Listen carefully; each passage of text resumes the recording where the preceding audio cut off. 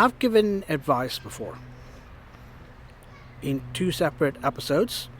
I've made one for screenwriters, filmmakers, and directors separately on another.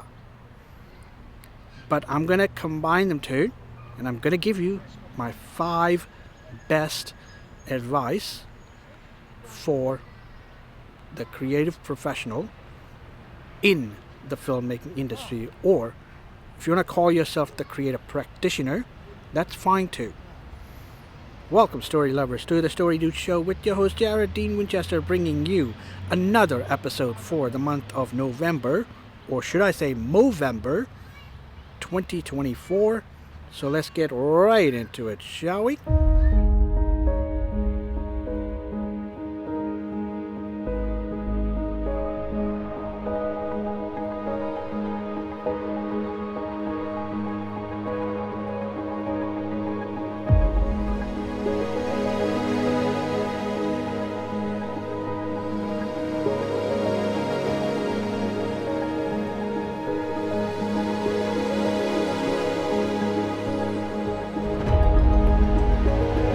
The advice that I'm going to give you today, here in this episode, applies to both screenwriters and directors and any professional, creative professional or creative practitioner working in the industry.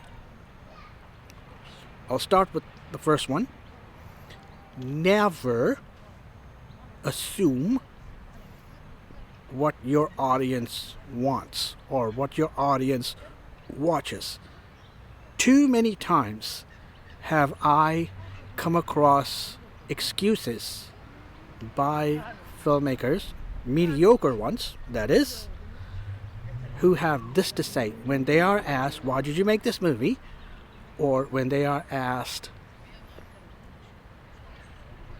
what is the purpose of this movie? And they simply respond by saying, I just want to express myself, or I want to do this for art. I want to show my art. But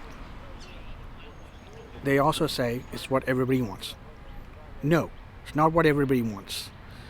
What everybody wants is different flavors, personalized flavors. Now, if you are a screenwriter or a director or a filmmaker that creates movies or that produces movies or TV shows in a specific genre, say romance. Not everybody's going to be into romance. The sooner you grasp that idea or that concept, that's you will be able to challenge yourself. You want to be able to challenge yourself once you understand that concept. Second advice: never associate movie elements or TV elements of your story with reality. Because truth be told, you are dealing with an entire day's worth of reality, but then you turn around and then you say you want more of it. Doesn't make any sense. Or that doesn't bode well, because people want to unwind after dealing with a hard day's work or a hard day's worth of reality. What I am going to tell you is, in the industry there are critics. Now these critics always, at least from my perspective, have always complained about the realism aspect of my content. Don't do that. Never associate reality with movie elements or TV elements, because suspension of disbelief is what people do. When they watch a movie, they want to suspend their disbelief. And the second reason I'm going to tell you is movies and TV shows are make-believe. They work off of the what-if scenario. When they do, the answer to that question, the answer to that what-if scenario lies towards the end of the movie or towards the end of the finale episode of a TV show. That question is answered. The third advice that I'm going to give you here today applies to both screenwriters and movie producers and any creative practitioner, including producers, screenwriters, directors, and filmmakers. Always believe in your story and in your characters. Now, I have stressed this in previous episodes, now, and I cannot stress them enough. This is because when you believe in your story and in your characters, what other people are saying ain't gonna matter. What will matter is whether or not you have convinced the audience, whether or not you have successfully made the audience suspend their disbelief. Now, they will forgive any inconsistencies once you do believe in your story and your characters because of that suspension of disbelief. The fourth advice that I'm prepared to give you is never glorify anything that happens on a daily basis. When you do this, when you take something as simple as getting together or dating, when you make a big deal out of it, when you glorify it by making that look fantastic in one area but not the other of the same, you'll come out as a hypocrite. But what you want to do is you want to explore creative ideas based on a relationship.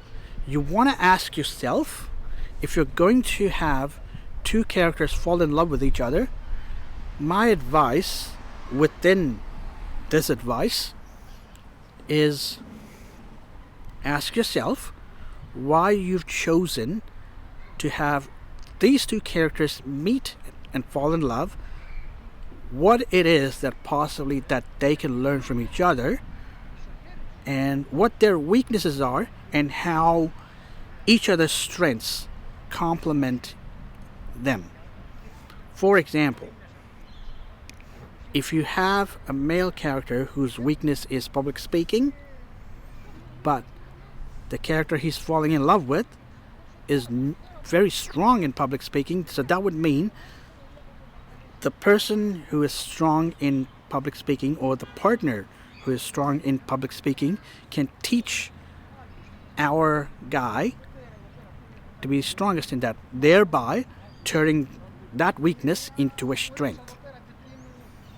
My final advice to you is do not aspire for mainstream cinema, because it is friggin' useless. And I'll tell you why. It is useless for a few different reasons, but I'll give you mine.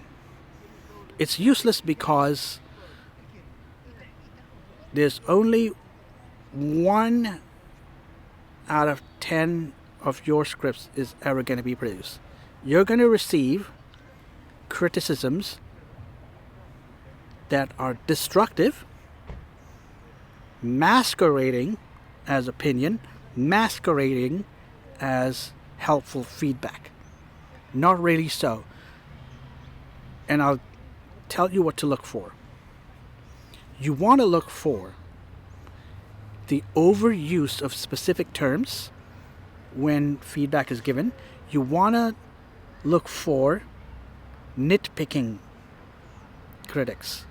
Critics who nitpick every aspect of your work and move to criticize it. You want to ignore that. You want to shut that out. And this goes back to I believe my third advice, which was believing in your characters and your story. That will not matter.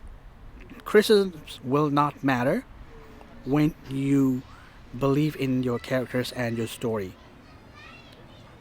What I will also say is this is something that I've picked up when volunteering in Hollywood, and that is a critic does not need a qualification, does not need any knowledge of film, how film works, to be a critic.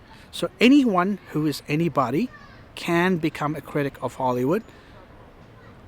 And because of this, Hollywood is not taking any chances.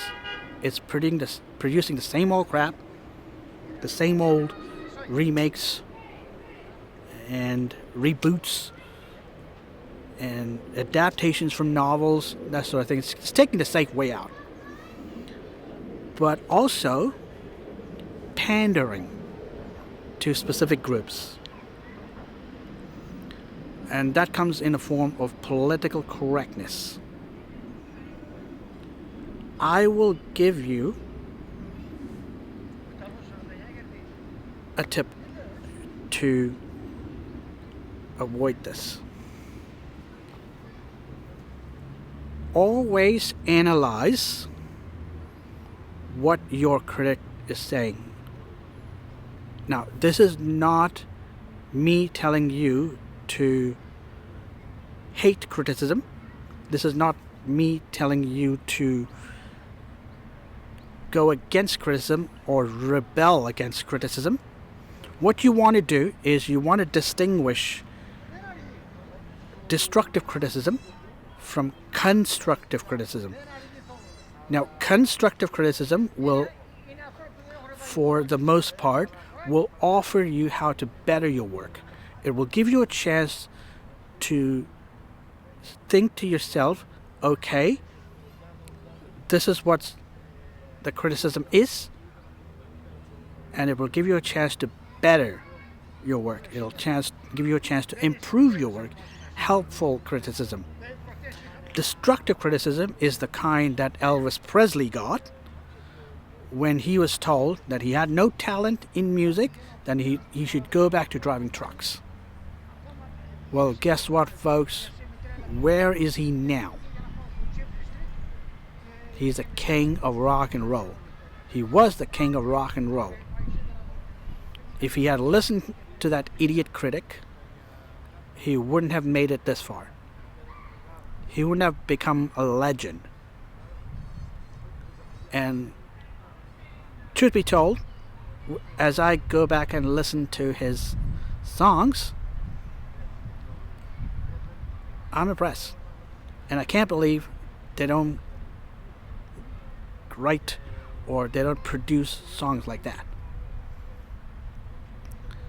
I hope I've given you the advice, the best advice that you can get from myself, because I have gone through some stuff and this is what I can give you. This is the advice that I can give you overall.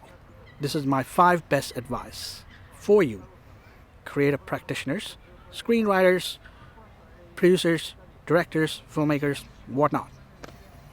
So, with that being said, thank you for joining me for this episode of the Story Dude Show. Be sure to like, comment, and subscribe. I post anywhere between 2 to 3 episodes per month of the show. So, until I see you again, like, comment, and subscribe. And don't forget to turn that page.